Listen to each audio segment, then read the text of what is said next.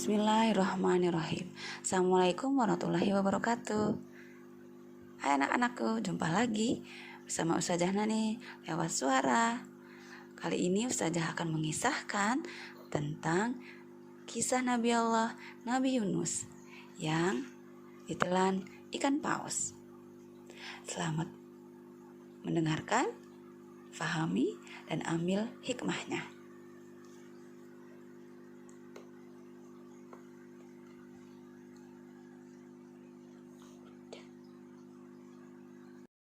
Nabi Yunus adalah seorang nabi, penganut ajaran agama Samawi. Ajaran agama Samawi yaitu Islam, Yahudi, Kristen.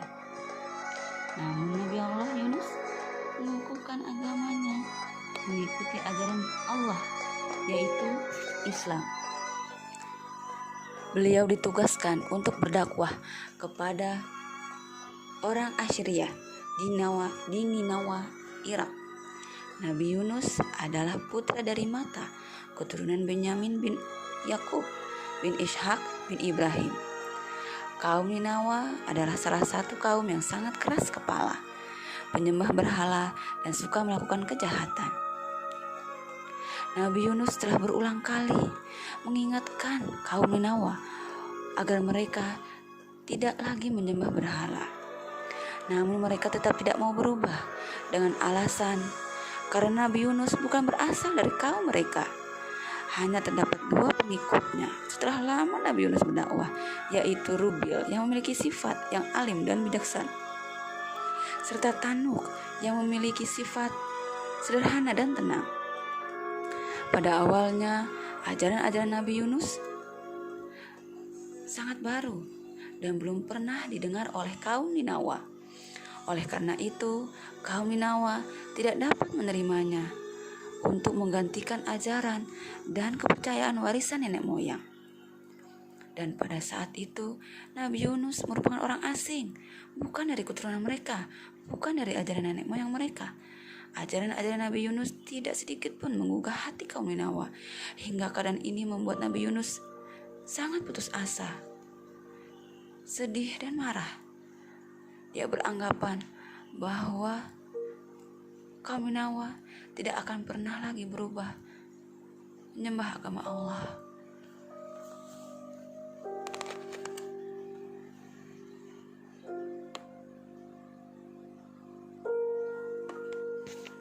Suatu hari, Nabi Yunus bersiap-siap hendak pergi meninggalkan kaum Ninawa.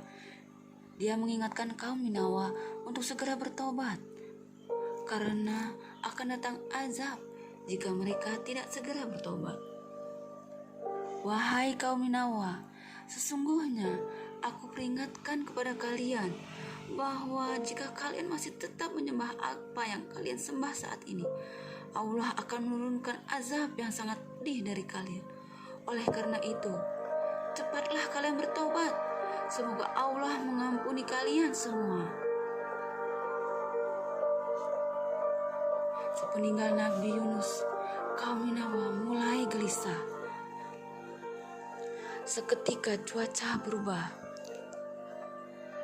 Wajah mereka menjadi pucat.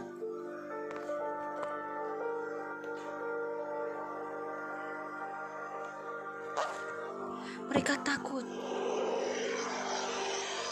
Angin mulai kencang.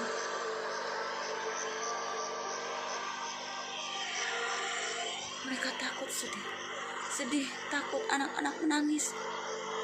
Angin bertiup kencang membawa suara gemuruh. Kaum Ninawa pun menjadi takut akan ancaman Nabi Yunus. Akhirnya mereka sadar bahwa perkataan Nabi Yunus itu benar. Kemudian mereka beriman dan menyesali perbuatan mereka terhadap Nabi Yunus. Kaum Ninawa lari tunggang langgang mencari Nabi Yunus. Mereka berteriak meminta pengampunan Allah. Mereka tahu mereka berdosa. Mereka takut mendengar suara gemuruh itu. Anak-anak mereka menangis. Istri-istri mereka menangis, menggendong anaknya.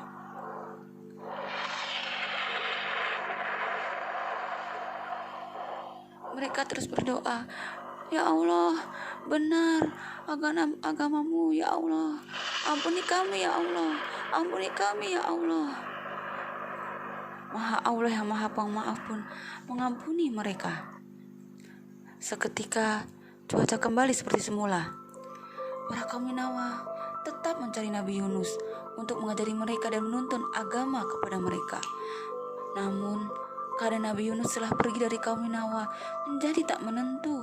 Dia pun mengembara tanpa tujuan dan putus asa dan merasa bersalah. Nabi Yunus akhirnya pergi mengembara tanpa tujuan dengan putus asa dan merasa berdosa. Akhirnya dia sampai di tepi pantai dan melihat sebuah kapal yang akan menyeberangi laut. Beliau pun menumpang di kapal tersebut. Namun ketika kapal itu sedang berlayar, tiba-tiba terjadilah badai yang sangat hebat. Angin bertiup kencang, kapal pun terguncang.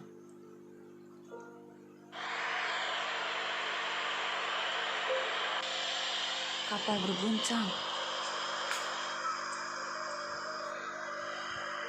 Para penumpang takut.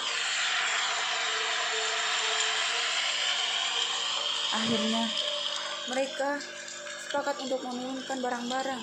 Turunkan barang-barang, kapal akan tenggelam. Kapal akan tenggelam. Turunkan barang-barang. Semua barang sudah dibuang ke laut. Namun kapal masih akan tenggelam. Akhirnya mereka sepakat untuk membuang salah satu di antara mereka. Dan mereka semua saling menatap. Maka agar adil dibuatlah sebuah undian. Mereka mengundi nama satu-satu. Kocokan yang pertama keluar nama Nabi Yunus. Jangan dia, ayo kocok lagi. Akhirnya dikocok lagi. Kedua dan ketiga tetap keluar Nabi Yunus. Akhirnya Nabi Yunus bilang, sudah, tidak apa-apa, aku saja. Aku yang akan menyeburkan diri ke laut. Ini sudah kehendak Allah, kata Nabi Yunus.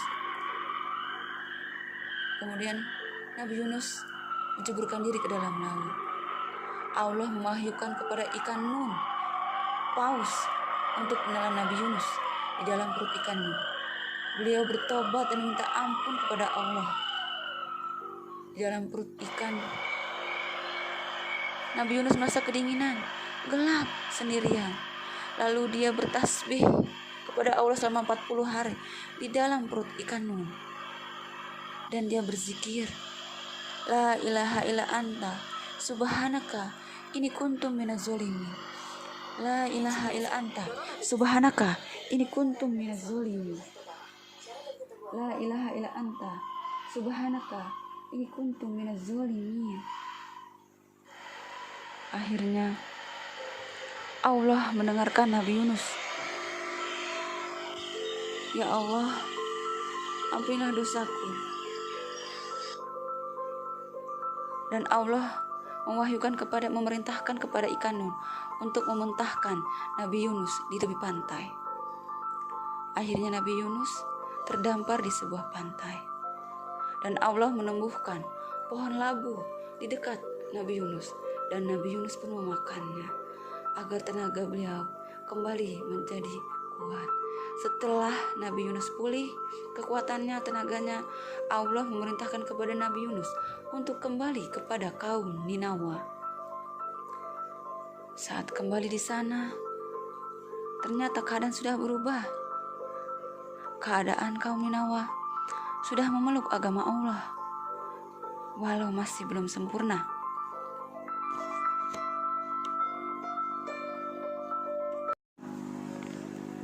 Setelah melihat kaum Ninawa, Nabi Yunus sangat terkejut dan bahagia. Kaum Ninawa telah beriman kepada Allah. Kemudian Nabi Yunus kembali mengajari kaum Ninawa tentang kitab Tauhid dan menyempurnakan iman mereka. Allah Subhanahu wa Ta'ala berfirman, dan kami utus dia kepada 100.000 orang atau lebih, lalu mereka beriman.